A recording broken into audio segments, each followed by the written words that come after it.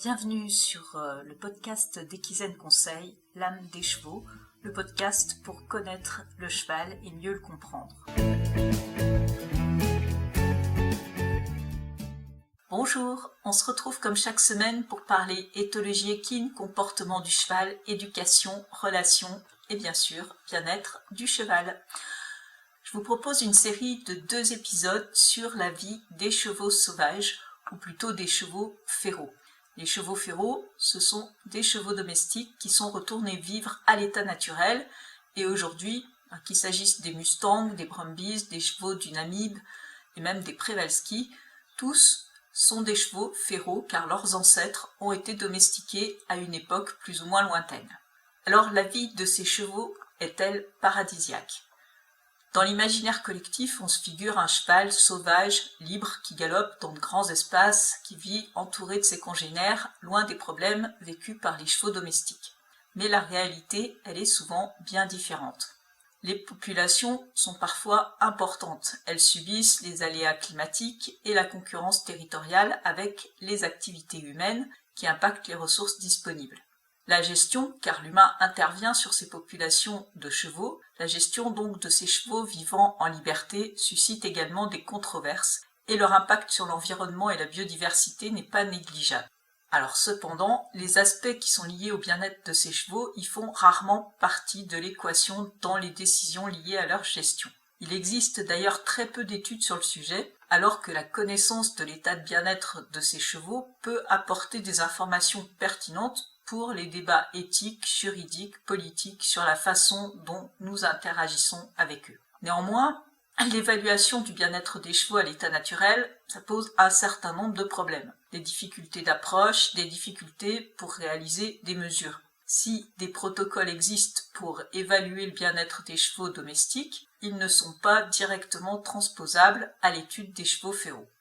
Dans une thèse consacrée à ce sujet, publiée en 2022, l'auteur, Andrea Harvey, qui est vétérinaire, propose une méthodologie pour réaliser l'évaluation du bien-être des chevaux féraux, pour analyser les liens entre le niveau de bien-être et la dynamique des populations, l'organisation sociale et l'utilisation de l'habitat, la disponibilité des ressources. Alors cette méthodologie, elle est transposable aux espèces animales sauvages en général. Vous trouverez les références de cette thèse dans la description de l'épisode. Alors afin de construire une méthodologie pour évaluer le bien-être des chevaux féraux, l'auteur a choisi de travailler à partir du modèle dit des 5 domaines qui est utilisé pour l'évaluation du bien-être animal. Le premier domaine, c'est la nutrition et l'hydratation. Le deuxième domaine, l'environnement. Le troisième domaine, la santé. Quatrième domaine, le comportement. Et enfin, cinquième domaine, l'état mental. Les besoins spécifiques des chevaux à l'intérieur de chacun des domaines ont été répertoriés. Par exemple, pour le thème hydratation, on va regarder le volume d'eau quotidien, la fréquence d'abreuvement, le type de source d'eau préférée, les facteurs qui influencent les besoins en eau, l'impact d'un accès restreint à l'eau.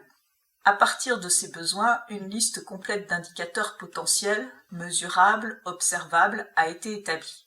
La méthode pour identifier les animaux individuellement a également été définie. Ensuite, compte tenu du contexte de l'étude, les méthodes de mesure pour chaque indicateur ont été sélectionnées et validées scientifiquement. La méthode, elle a ensuite été déployée sur le terrain avec la mise en application du système de notation du modèle des 5 domaines. On évalue ainsi le niveau de compromission du bien-être. Par exemple, pour une jument suitée avec un poulain proche du sevrage, qui a une note d'état corporel basse et qui vit dans un environnement riche en ressources alimentaires, il est probable que la note d'état corporel s'améliore, son bien-être n'est pas directement compromis. Alors que pour une jument sans poulain avec la même note d'état corporel dans un environnement pauvre en ressources alimentaires, le bien-être, il est fortement compromis. Alors l'étude, elle a porté sur 29 chevaux répartis en 5 groupes.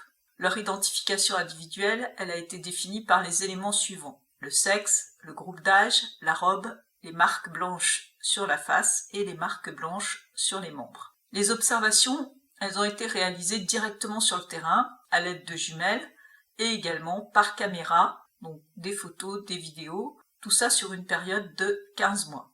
La zone géographique où s'est déroulée l'étude, la vallée de Kedumba en Australie, elle représente environ 130 km² et elle comporte à la fois des zones de prairies, mais aussi donc des forêts d'eucalyptus. Les caméras ont été placées dans des zones régulièrement fréquentées par les chevaux, près des points d'abreuvement, le long des chemins fréquemment suivis, dans des zones de pâturage où se trouvaient des accumulations de crottin, etc. La disponibilité du fourrage est variable selon les périodes de l'année et le type de terrain, prairie ou zone boisée, mais elle est plutôt faible en général, avec la présence de beaucoup de zones surpâturées, ce qui indique que la population est à la limite de la capacité des terrains. La région, elle comporte de nombreux points d'eau permanents. Les chevaux évoluent généralement toujours à moins de 2 km d'un de ces points. Une proportion élevée des chevaux a une note d'état corporel basse, quelle que soit la saison.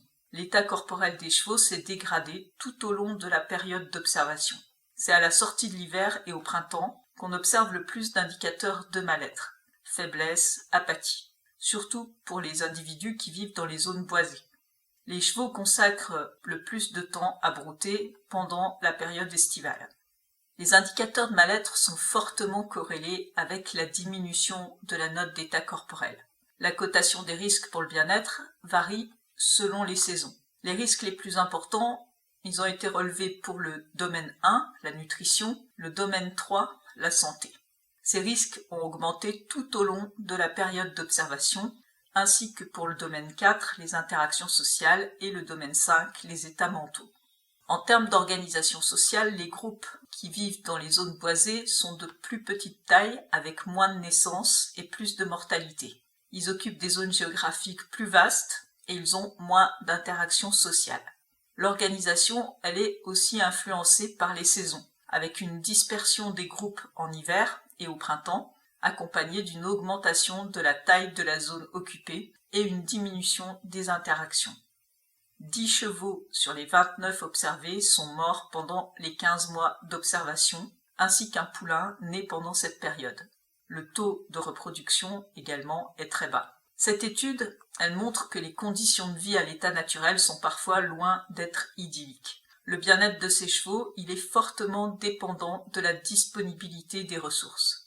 La note d'état corporel, c'est un indicateur clé du bien-être, ainsi que la taille du groupe, le taux de reproduction et la disponibilité du fourrage. La combinaison de ces indicateurs, ça va fournir une mesure simple de l'état de bien-être et du niveau de risque futur. La semaine prochaine, on abordera les questions éthiques associées à la gestion des chevaux féraux par les humains. Si vous souhaitez échanger au sujet de votre cheval ou si vous souhaitez approfondir vos connaissances, n'hésitez pas à me contacter, à réserver un appel découverte avec moi, offert et sans engagement, et on pourra échanger ensemble pour voir ce qui est le mieux adapté pour vous. Le lien est en description. On se retrouve la semaine prochaine pour la suite de cet épisode. D'ici là, belle semaine à tous.